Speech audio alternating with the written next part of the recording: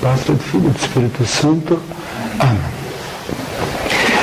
Nessa aula, a gente vai falar sobre, continuando o credo,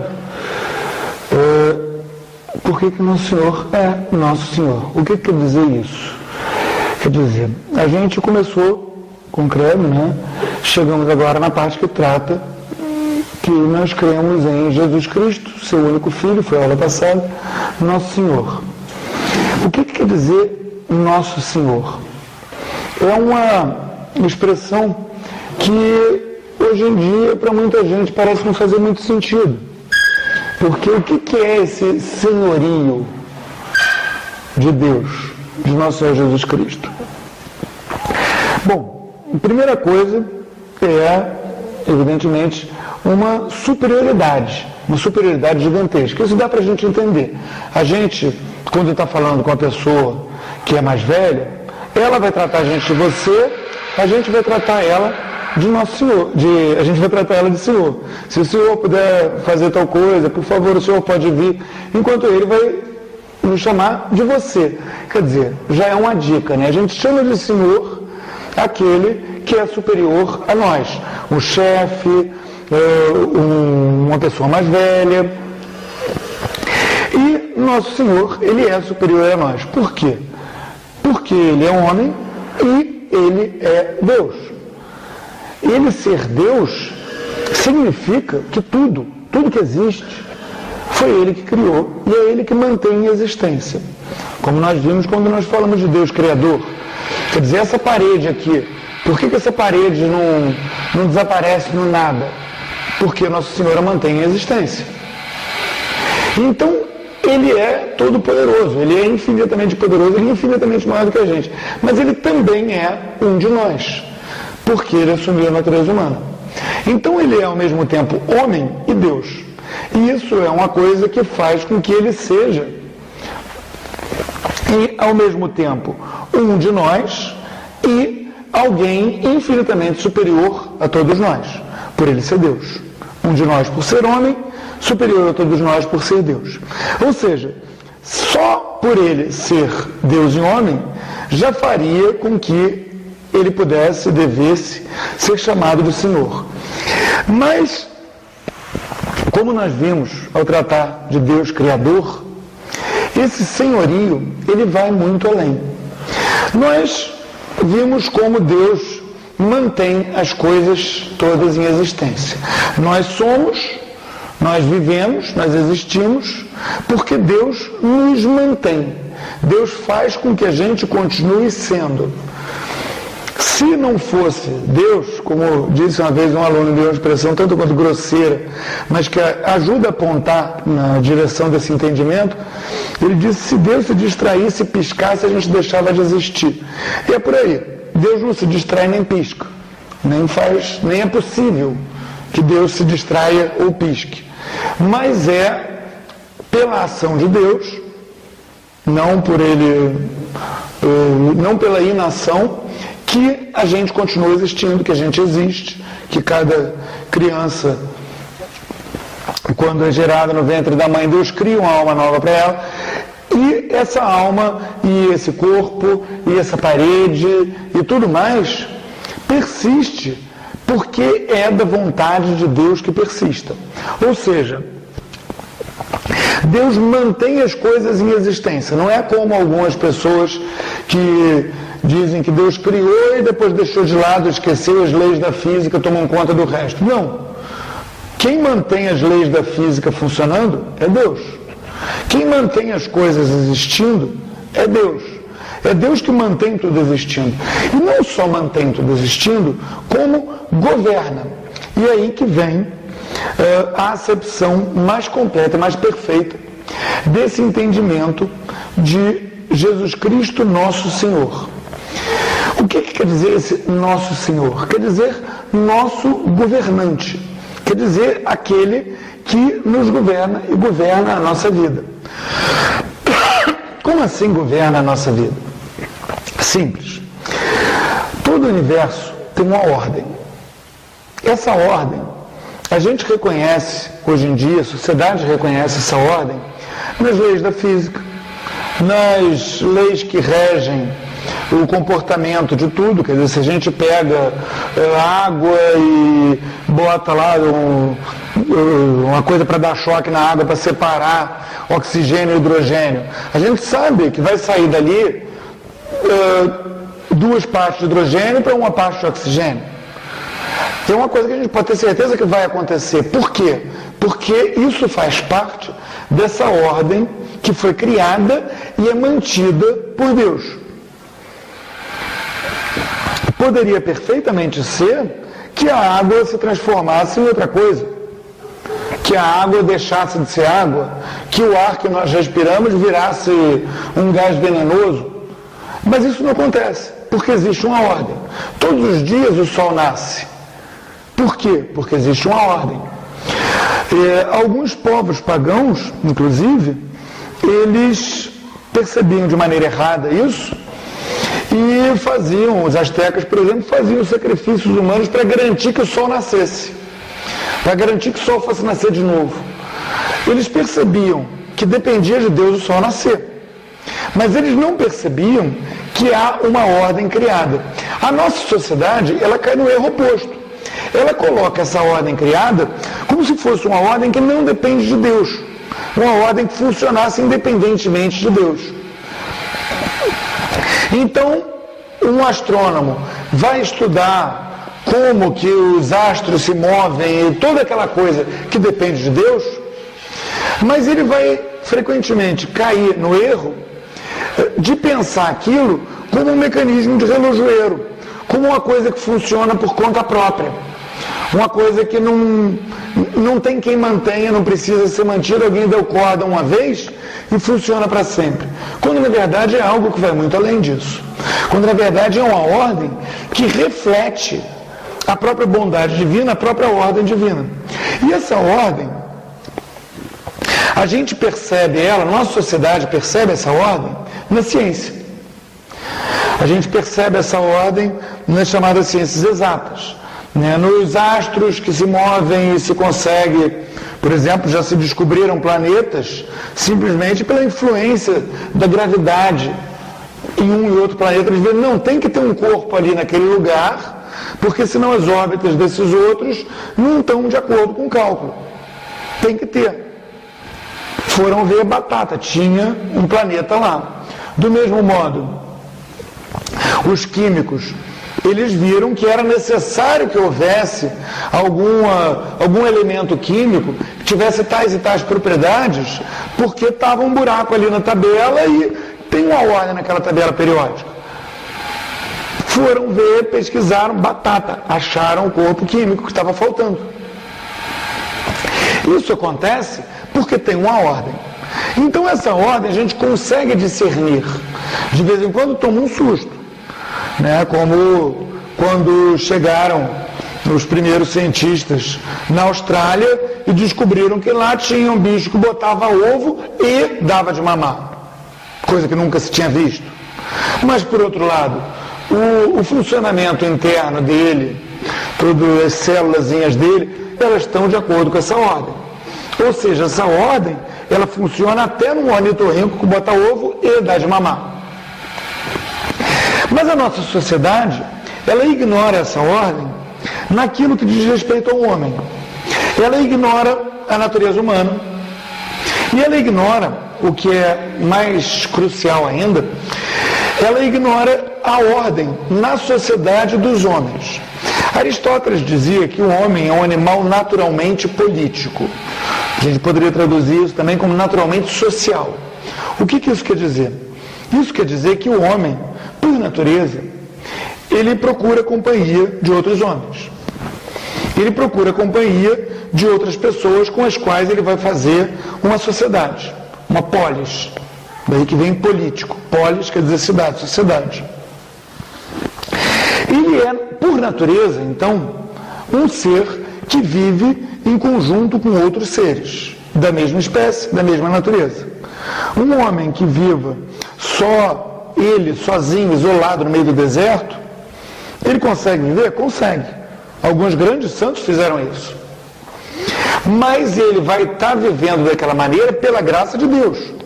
Porque o que seria o normal, o que seria o que a natureza dele demanda, seria ele se unir com outras pessoas numa sociedade. E como funciona essa sociedade? Essa sociedade, ela está tão dentro dessa ordem maior de todas as coisas, aquilo que São Tomás chamava de ratio divina. Ratio é como se diz, em português a gente usa essa expressão, em geral em termos matemáticos, a razão matemática. Tal coisa está para tal outra, como tal outra está para tal outra. Quer dizer, o número de mulheres em relação a homens na cidade de São Lourenço está para o número de mulheres em relação a homens no Brasil. Isso é uma razão. Quantas mulheres para quantos homens? É mais ou menos o mesmo número de mulheres por homem em São Lourenço e no Brasil. Isso é uma razão matemática. E num sentido muito mais amplo, São Tomás fala dessa razão divina. Quer dizer, é um senso de proporção, por assim dizer. É uma ordem maior que a tudo rege, desde o movimento dos astros até a vida de cada pessoa, a alma de cada pessoa e a sociedade em que nós vivemos. Então a nossa sociedade, ela reconhece essa ordem nas ciências, no trabalho das ciências. É por isso que o cientista pode ter a segurança de que, fazendo tal e tal reação química, ele vai ter tal e tal resultado. Eu tenho um amigo químico que diz que químico mostra que acredita na química misturando um ácido fortíssimo com uma coisa extremamente alcalina, duas coisas extremamente venenosas. Mistura as duas e vai ter, se a proporção for perfeitamente certa, uma água salgada que ele pode beber. E isso é uma coisa que mostra o quê? A confiança do químico nessa razão divina, que faz com que haja, mantido por Deus, uma ordem no universo que dois venenos poderosíssimos, soda cáustica e ácido sulfúrico, ele mistura os dois e tem uma coisa que ele pode beber. Isso é essa razão divina, que faz com que a mistura, sendo feita proporcionalmente, sendo feita de acordo com essa ordem, com essa regra, se vai ter esse resultado. Só que isso também vale não só para os produtos químicos, não só para as estrelas que giram no céu, mas também para nós. Qual é a diferença? A diferença é que nós, ao contrário dos produtos químicos, nós temos livre-arbítrio. A capacidade de escolher entre duas coisas aparentemente boas. Livre-arbítrio não quer dizer escolher entre o bem e o mal, porque entre o bem e o mal não há escolha. Ninguém escolhe o mal. O que eu vou fazer? Eu vou comer um prato de comida ou eu vou bater na minha cabeça com um pedaço de pau? É claro que eu vou comer um prato de comida. Alguém que escolha bater na cabeça com um pedaço de pau está fazendo isso porque aquilo, por alguma razão, parece bem para ele. Parece ser um bem. Então, um homem que faz uma coisa errada, um ser humano que faz uma coisa errada, ele está fazendo aquela coisa errada porque para ele aquela coisa errada está parecendo ser um bem maior do que fazer a coisa certa. Ninguém escolhe o mal, a gente escolhe o bem. Pode ser que ele vá fazer mal a uma outra pessoa. Eu vou matar essa outra pessoa, vou ferir essa outra pessoa, eu vou magoar essa outra pessoa. Por quê? Porque me parece um bem essa pessoa deixar de existir, sendo morta, essa pessoa sofrer, eu magoando ela, eu batendo nela. Então, quando a gente faz um mal, a gente não está escolhendo o mal porque ele é mau, a gente está escolhendo o mal porque ele parece ser bom. O ser humano, então, tem essa capacidade de se iludir.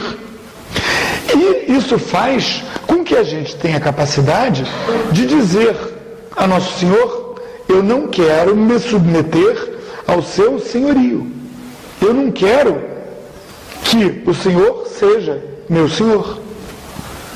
Então, quando a gente diz que nós cremos, eu creio em Jesus Cristo, seu único Filho, nosso Senhor, o que eu estou dizendo? Eu estou dizendo que eu e todos os meus me submeto ao senhorio de Deus, a essa ordem maior divina. E como que essa ordem se expressa no homem? Ela se expressa, basicamente, no homem, cada pessoa, pela adequação dos atos do homem, das coisas que o homem faz, a essa ordem divina. Então, o que isso quer dizer? Um ato, uma coisa que eu vou fazer, eu estar aqui dando essa aula, por exemplo. Eu estou aqui, saí de casa, cansado, com uma série de problemas, com uma série de coisas, entrei no carro, vim aqui para dar essa aula. Eu poderia ter ficado dormindo em casa e deixado vocês na mão. Mas não, eu vim dar essa aula. Eu fiz essa escolha de vir dar essa aula. Por que eu fiz essa escolha? Evidentemente porque isso me pareceu um bem. Agora, por que isso é um bem? Porque o fim último desse ato, que é a glória de Deus, é o primeiro princípio desse ato. Quem é que me criou? Quem é que criou vocês? Quem é que criou tudo que existe? Deus. Então ele é o princípio primeiro. Para que um ato seja ordenado, para que um ato esteja dentro dessa ordem, dessa ratio divina, ele tem que ter como fim último dele o mesmo primeiro princípio. Se eu viesse nessa aula porque isso me daria uma fama que faria com que eu pudesse virar um político poderoso, algum delírio do gênero, qual seria o fim último desse ato? Seria eu virar um político poderoso, não Deus. Então eu estaria errado por vir fazer a mesma coisa que eu estou certo em fazer se eu venho fazê-la para a maior glória de Deus. Do mesmo modo, se a gente pega e vai, assim, o cara escolhe uma moça para ele casar. Ele escolhe uma moça para ele casar. Para quê? Para ele ter filhos, para ele educar os filhos, para a família dele continuar. Tudo isso são coisas que vão para a maior glória de Deus. A relação conjugal dele com a esposa dele, ela vai acontecer dentro dessa ordem. Então ela vai acontecer para a maior glória de Deus. E o fim último dela vai ser o mesmo primeiro princípio. Agora, e se ele pega e arranja um amante na esquina? Isso não é para a maior glória de Deus. Então o mesmo ato feito dentro da ordem, ele é bom. Fora da ordem, ele é ruim. E a mesma coisa acontece na sociedade. Porque como que funciona a sociedade humana? Ela funciona justamente na adequação a essa ordem. Então, o homem, cada pessoa, ela procura se adequar a essa ordem. Quer dizer, eu procuro fazer a minha vida funcionar de maneira correta, de maneira ordenada. Eu procuro fazer com que os meus atos sejam ordenados. Eu sou casado. A minha esposa procura fazer com que os atos dela sejam ordenados. Nós temos a responsabilidade de educar os nossos filhos. O que quer dizer isso? Ensinar a eles como ordenar os atos deles. Se eles começam a criar um mau hábito, a gente tem o dever de cortar esse mau hábito. Impedir que aquela coisa ruim que ele fez uma vez, outra vez, se torne uma coisa habitual, se torne uma coisa comum. Se ele está desenvolvendo um bom hábito, ou seja, as ações dele, ele está fazendo uma ação de maneira ordenada, o que a gente deve fazer? Deve incentivar. Parabéns, muito bom, você é um bom menino, continue para que a ação dele se torne ordenada. Então, o que a gente vai ter aí? A gente vai ter a base essencial de uma sociedade ordenada, que é o quê? Uma família ordenada. Agora, essa família ela é perfeitamente ordenada? Não. Por quê? Porque nós somos seres humanos. Nós carregamos conosco a marca do pecado original, as consequências do pecado original. Então, frequentemente, a gente vai achar mais fácil fazer uma coisa errada. E a gente vai fazer uma besteira. E talvez, aqui vai ter uma besteira que eu faça e que minha esposa não faz. Talvez vai ter outra besteira que minha esposa faz e que eu não faço. Mas a gente está tentando, com a graça de Deus. E a gente reza, pede a Deus que nos ajude e a gente vai conseguindo fazer a coisa o mais ordenado possível. Então a família humana, a gente tem um modelo, a Sagrada Família. Na Sagrada Família, essa ordem acontecia de maneira perfeita? Acontecia. Por quê? Porque ali a plenitude da graça estava ali. Na Santíssima Virgem, em Nosso Senhor, em São José. Para ele que era mais difícil. Né? Quem naquela família não estava à altura dos outros era quem? Era São José.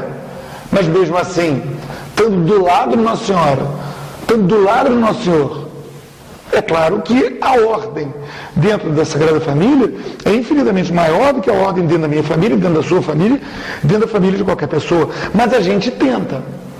E tentando, a gente consegue fazer uma coisa que já é muito boa.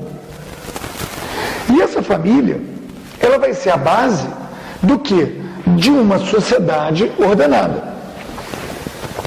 Então reparem como a ordem da sociedade, ela é uma adequação da sociedade a essa ratio divina, essa razão divina, que tem como fim último Deus. Por quê? Porque o primeiro princípio é Deus. Então o fim último tem que ser Deus, para que a coisa esteja perfeitamente ordenada, não fique pontas soltas. Então quando você tem famílias santas, famílias que buscam ser santas, a união dessas famílias que buscam ser santas vai nos dar o quê? Vai nos dar uma polis, uma sociedade, um bairro que busca ser santo. E esse bairro, essa sociedadezinha, vai ser uma sociedade mais adequada à razão divina. E a união desses bairros, compostos por famílias que procuram ser santas, o que vai dar? Uma cidade que procura ser santa. E a união dessas cidades vai dar um país. Então a ordem, ela vem, a ordem da sociedade humana, da sociedade desse animal naturalmente político, como dizia Aristóteles, essa ordem, e é isso que a modernidade não entende, é uma ordem que vem de baixo para cima, de dentro para fora. Não é um presidente da República que ordena a sociedade. Não, muito pelo contrário. Daí, desse senhorio de nosso Senhor Jesus Cristo, que nós temos toda a doutrina social da Igreja. O que a doutrina social da Igreja nos ensina? Ela nos ensina o princípio básico da subsidiariedade, que diz o quê? Diz que a responsabilidade por um ato pertence, normalmente, a quem está mais próximo disso. O que quer dizer isso? Quer dizer que se aqui eu estou sentado nessa cadeira e essa cadeira está balançando, quem é que tem a responsabilidade de fazer com que essa cadeira pare de balançar, de apertar o parafuso que está frouxo na cadeira? Eu, porque eu estou sentado nessa cadeira e eu estou usando essa cadeira. Ah, mas eu não sei usar a cadeira, não sei apertar o parafuso. Aí eu vou pedir para alguém que esteja numa posição superior a mim. Dá para me ajudar? Isso acontece dentro da família. Como assim? Ah, o menino de 10 anos de idade, ele é perfeitamente capaz de preparar o achocolatado dele. Pega leite, bota 2 colheres daquele troço, mexe, ele é perfeitamente capaz de preparar. Então a quem compete preparar o achocolatado dele? Ele. Se ele não é capaz, porque ele tem um problema motor, porque o troço está num lugar que ele não alcança, aí ele pode ou deve pedir alguém que o ajude. E como é que isso funciona na sociedade? Simples. Quem é que tem o dever de defender a minha casa? Eu. Se eu não consigo defender a minha casa, eu devo pedir ajuda a quem? Aos vizinhos. Se eu e os vizinhos não conseguimos defender a nossa casa, as nossas casas, a quem que a gente deve pedir ajuda? Ao bairro, à cidade, ao Estado. Já a modernidade, ela coloca o contrário, né? Ela bota como se a ordem fosse vir de cima. Como se o presidente da República devesse defender todas as casas. Como se o presidente da República devesse educar todas as crianças. E aí, por isso que a gente tem na nossa sociedade essa desordem, porque acaba sendo uma desordem, que é feita quando se tenta fazer uma ordem que é um padrão que vem de cima para todo mundo fazer igualzinho embaixo. Todo mundo vai fazer, todas as cidades vão ter exatamente a mesma lei no tocante a tal coisa. E aí botam a lei maluca que numa cidade vai funcionar errado, na outra vai funcionar errado de outro jeito. E aí bota mais polícia para tentar botar aquilo em ordem. Por quê? Porque a sociedade, ela não está percebendo que a ordem funciona ao contrário. A ordem real, ela funciona como? Ela funciona com cada homem, cada pessoa, aceitando e procurando esse senhorio de Nosso Senhor Jesus Cristo. Ou seja, procurando adequar os seus atos a essa ordem, a essa ratio divina. E cada homem adequando os seus atos, quando dois seres humanos, um homem e uma mulher, se juntam, se tornam uma só carne, eles estão fazendo com que a sociedade ganhe essa primeira célula, que vai ter os filhos que vão aumentar essa célula, e os netos que vão aumentar essa célula. E a sociedade, assim, ganha essa ordem na sua base, e essa ordem se une a outras famílias, e assim se vai tendo uma sociedade ordenada de baixo para cima. E assim que a coisa funciona, exatamente como funciona na química. Como é que se faz um determinado produto químico? Combinando o átomo que combina com o átomo. E aí ele forma uma molécula. E aquela molécula, ela vai juntar numa outra molécula, e aí você vai ter uma quantidade daquela substância. A mesma coisa funciona em todas as ordens. Elas sempre funcionam de baixo para cima, do menor para o maior. A sociedade moderna, ela nega o senhorio de Nosso Senhor. Então o que ela tenta fazer? Ela tenta criar uma ordem independente de Deus. E essa ordem, frequentemente, é o que a gente está vendo hoje em dia, ela tenta até negar a própria ordem da sociedade. Por exemplo, a modernidade, ela coloca cada pessoa como sendo um indivíduo, um ser separado. Indivíduo e átomo são a mesma palavra. Átomo quer dizer aquilo que não se divide em grego. Indivíduo quer dizer aquilo que não se divide em latim.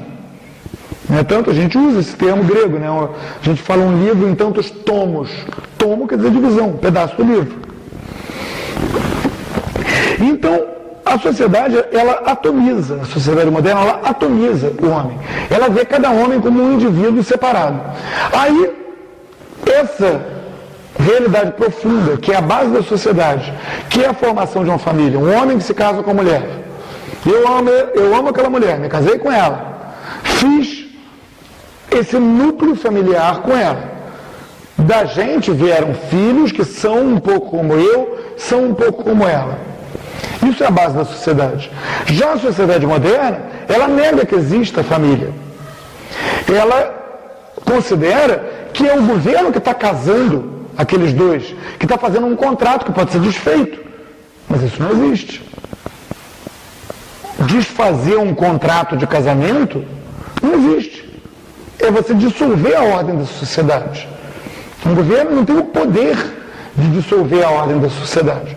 Como ele não tem o poder de dizer que seja possível fazer uma união, sei lá, eu com a cadeira, ou um homem com outro homem, ou uma mulher com outra mulher. Eles podem ser muito amigos, eles podem se amar loucamente até. Podem ter, não devem, mas conseguem ter prazer sexual um com o outro. Mas eles não conseguem constituir uma família.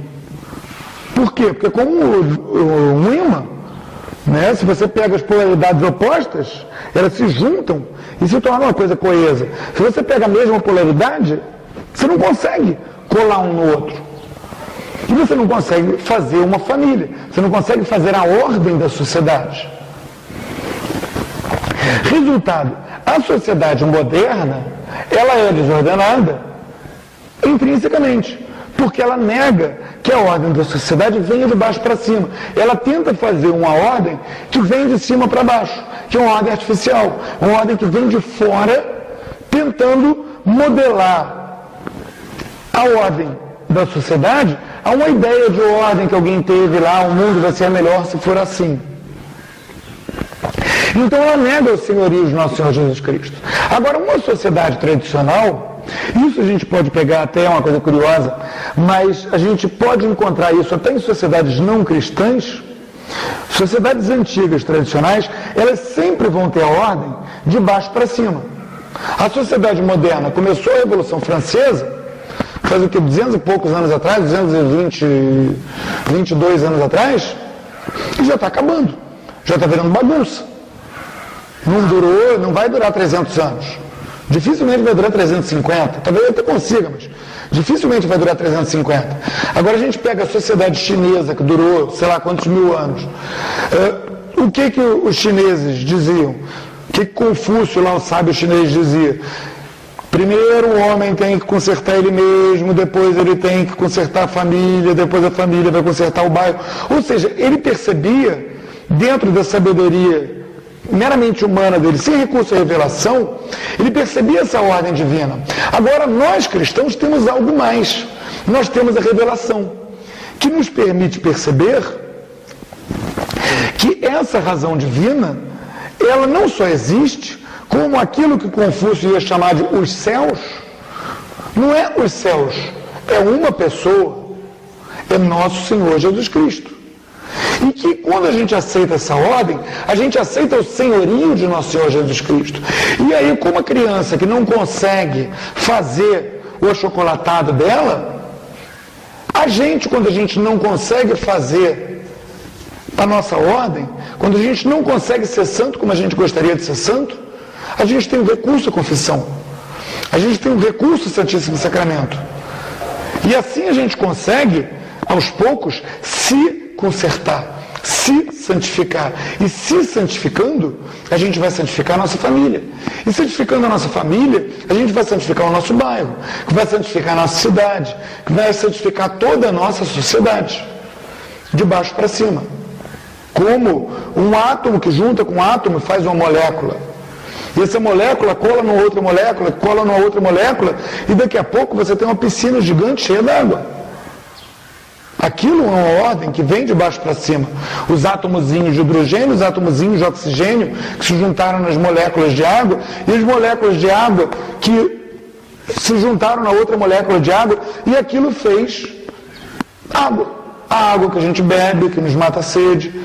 Se fosse um monte de átomos, viesse lá um governante e dissesse, não, os átomos de hidrogênio ficam aqui, os átomos de oxigênio ficam aqui, vamos juntar oxigênio com oxigênio, hidrogênio, não ia funcionar. A gente não ia ter água. A mesma coisa acontece na nossa sociedade. A gente tem que tentar, então, primeiro, aceitar esse senhorio. Né? Aceitar pessoalmente, cada um de nós, que quando a gente diz, creio em Jesus Cristo, nosso Senhor, o que a gente deve dizer é, eu aceito essa ordem de todo o universo. E mais ainda, eu quero participar dessa ordem de todo o universo. Mesmo que é mau negócio não participar. Porque se a gente não participa, o que a gente está fazendo? Que eu costumo dizer, a gente não está seguindo as instruções do fabricante. Estava um rapaz, outro dia me falando, que ele está estudando para uma prova, e aí ele fica estudando todo dia, de domingo a domingo. Eu disse, larga de ser bobo. Deus não diz para a gente para descansar um dia em cada 7 à toa. Se você não descansar um dia em cada 7, você vai ficar com a cabeça desse tamanho e não vai conseguir fazer nada. Você vai estudar muito melhor se você passar um dia passeando, pensando em outra coisa, ouvindo música, sem abrir um livro do seu material de estudo. Por quê? Porque são as instruções do fabricante. Do mesmo modo, se a gente não faz, a gente não cumpre os mandamentos, quem é que se dá mal? A gente. Então, quando a gente diz creio em Jesus Cristo, nosso Senhor, o que a gente está dizendo é, eu quero estar em ordem, eu quero viver em ordem, eu quero fazer parte dessa ordem do universo, o que inclui eu comer o que eu preciso comer, eu viver como eu preciso viver, eu fazer as coisas de maneira correta. Isso vai me dar saúde física, saúde mental, saúde espiritual. Para mim, isso, eu tendo essa saúde física, mental, espiritual, a minha família vai ter mais saúde física, mental e espiritual. A minha família tendo mais saúde física, mental e espiritual, o meu bairro vai ter mais saúde física, mental e espiritual, e assim aos poucos, esse senhorio de Nosso Senhor se estende a toda a sociedade. É por isso que a igreja, no tempo, antes da modernidade, antes de se ficar tentando botar um grande grande cacique em Brasília dizendo como que o mundo tem que ser ordenado, que é um delírio, que é uma coisa que não funciona, uma coisa tão delirante como se fosse eu, como pai de família, querer fazer digestão pelos meus filhos. Eu não tenho como fazer digestão pelos meus filhos, e o presidente da República não tem como dizer se o pai pode ou não dar uma palmada no filho. Quem tem como fazer aquilo, quem tem como decidir, é quem está mais próximo. Dar uma palmada no filho, quem é que decide? O pai e a mãe. Se eles estiverem fazendo alguma coisa errada, o resto da família pode segurar aquilo. Se o resto da família não consegue segurar aquilo, o bairro. Mas é sempre quem está mais próximo que vai ver, não, você está passando dos limites, não pode. Não, você está certo em fazer isso, tudo bem. É quem está mais próximo que pode ver. O presidente da República em Brasília querer dizer se o pai pode dar uma palmada ou não, faz tanto sentido quanto eu querer fazer digestão pelos meus filhos. Eu não posso.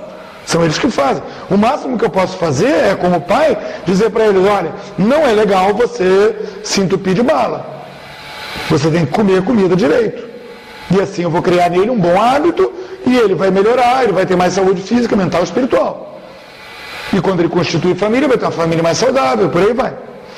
Mas então, antes de se ter essa maluquice, de se ter um grande cacique lá em cima querendo dizer qual deveria ser a ordem de cada coisinha na sociedade,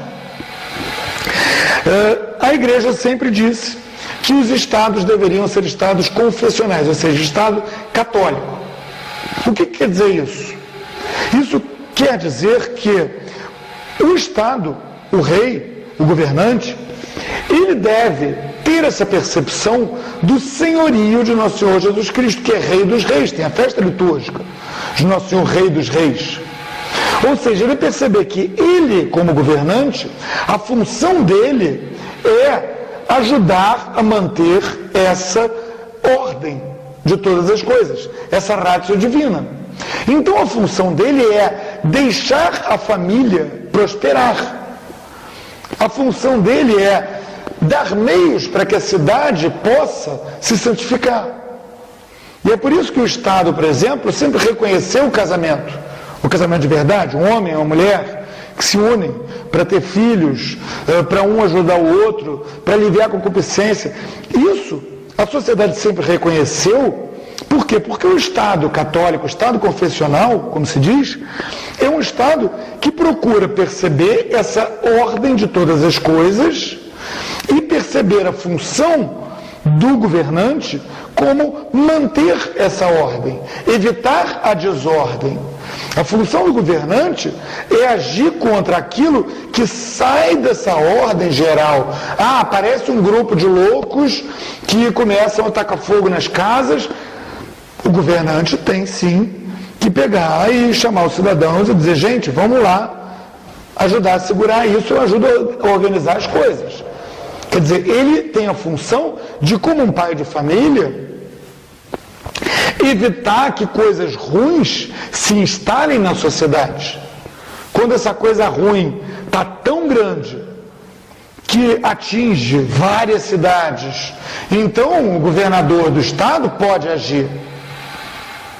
Mas ele não tem que sair dizendo o que cada um vai fazer dentro da casa, o que cada prefeitinho de cada cidade vai fazer. Não.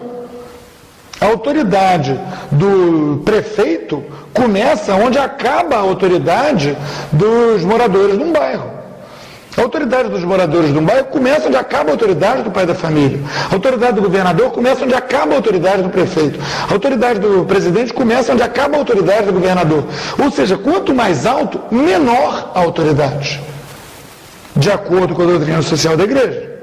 Agora, maior a responsabilidade. Por quê? Porque o presidente, ele só pode agir quando vários governadores pedirem a ele: a gente não está conseguindo dar um jeito aqui, por favor, vem ajudar. Só aí que ele pode agir, dentro da ordem tradicional, percebendo o senhorio de nosso Senhor Jesus Cristo. Por quê? Porque esse senhorio, ele age primordialmente sobre cada indivíduo. E ele age sobre toda a sociedade, sim, mas através de cada pessoa. Através da pessoa, através da família, através do bairro, através da cidade, através da região, através do estado, e por aí vai. Porque ela não é uma ordem direta.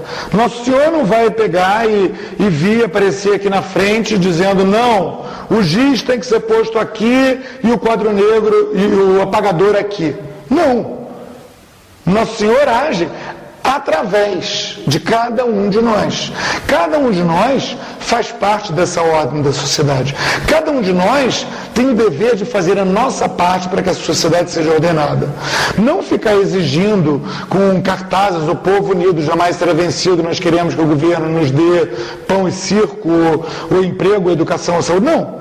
A gente tem o dever de cada um procurar fazer a sua parte, cada um procurar na sua casa, na sua família, no seu bairro, fazer valer esse senhorio de nosso Senhor Jesus Cristo.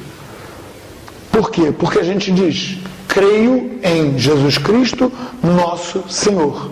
E esse senhorio de nosso Senhor Jesus Cristo é a pertença a essa ordem. E nós pertencemos a essa ordem.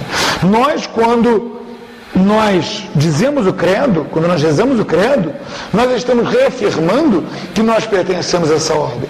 E que nós, assim, não só temos a confiança que o químico tem, que ele misturando lá o ácido com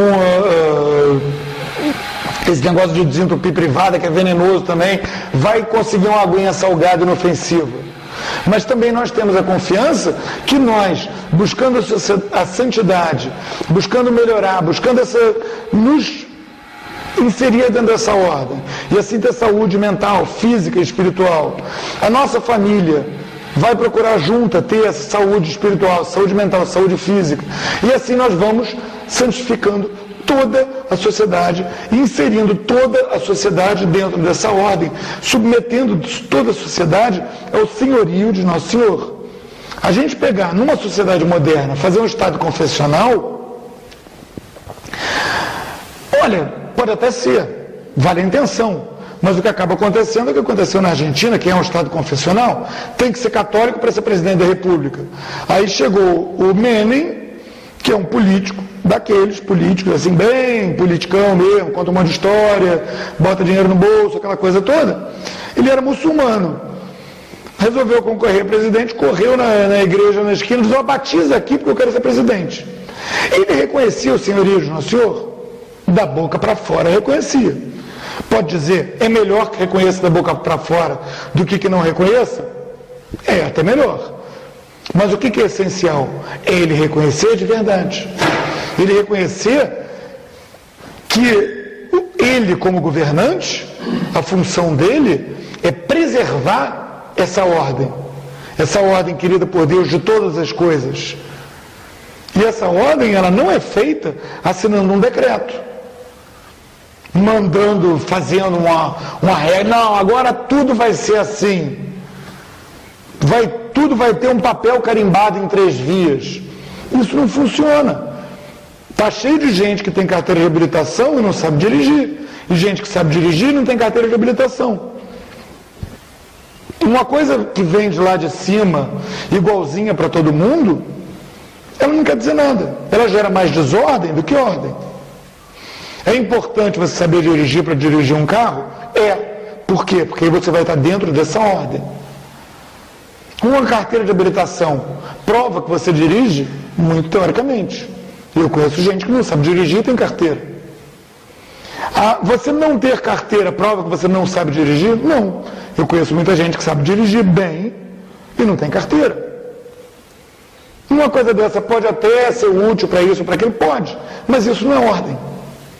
Isso, na melhor das hipóteses, um símbolo, um auxílio, uma coisa. Então, enquanto se pensa em ordem, como garantir que todo mundo esteja com a carteira de habilitação em dia, o que você está fazendo é desordem. Porque ordem significa cada um procurar estar em ordem. E estar em ordem inclui não se meter a gato mestre e se pegar a direção de um carro no trânsito sem saber dirigir. Carteira, são outros 500. Inclui, dentro da casa, dentro da família, fazer e aprender a fazer aquilo que é necessário para cumprir a sua parte. Quando a gente casou, a minha mulher não cozinhava 1/20 do que ela cozinha hoje. Hoje ela chega, faz uma comida, bota aquele negócio no fogão de lenha, faz um troço que é de comer de joelhos, é maravilhoso. Quando a gente casou, ela fazia um picadinho, um arroz honestos. Mas ela cresceu dentro daquilo por quê? Por ser parte da missão dela. Por ser parte do papel dela dentro daquela ordem maior. Eu já sabia cozinhar, ela praticamente me alcançou. Cozinha muito bem. E eu, tenho gosto pela coisa, né? Então eu sempre tive mais interesse nisso.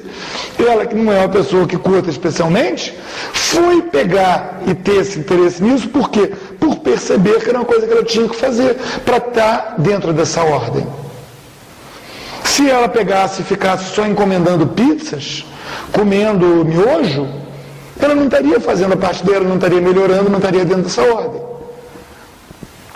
Então a gente vai aprendendo a fazer as coisas, a gente vai crescendo e assim a gente vai se inserindo perfeitamente dentro dessa ordem e fazendo a nossa parte para que toda a sociedade se insira nela. E assim a gente está reconhecendo, a gente está fazendo valer aquilo que a gente diz quando os domingos, né, na missa, a gente levanta lá e fala: creio em Jesus Cristo, nosso Senhor. A gente está dizendo: eu pertenço a essa ordem, eu aceito essa ordem. Quem governa toda essa ordem é Nosso Senhor. Por meio de quem? Dos anjos para as reações químicas e os astros que voam, e os homens para a sociedade. E eu sou homem, então eu tenho que fazer a minha parte. Eu tenho que reconhecer Jesus Cristo, nosso Senhor, que é uma coisa muito bonita. Isso quer dizer tudo isso que eu falei: eu ser mais santo, eu estar mais saudável fisicamente, intelectualmente, espiritualmente, psicologicamente, a minha família está melhor, o meu bairro está melhor, a minha sociedade está melhor, eu fazer a minha parte. Eu fazer tudo isso que é necessário fazer para que se tenha essa sociedade que reconhece o senhorio de nosso Senhor Jesus Cristo. Perguntas? Não? Ótima explicação. Então, em nome do Pai, do Filho e do Espírito Santo. Amém.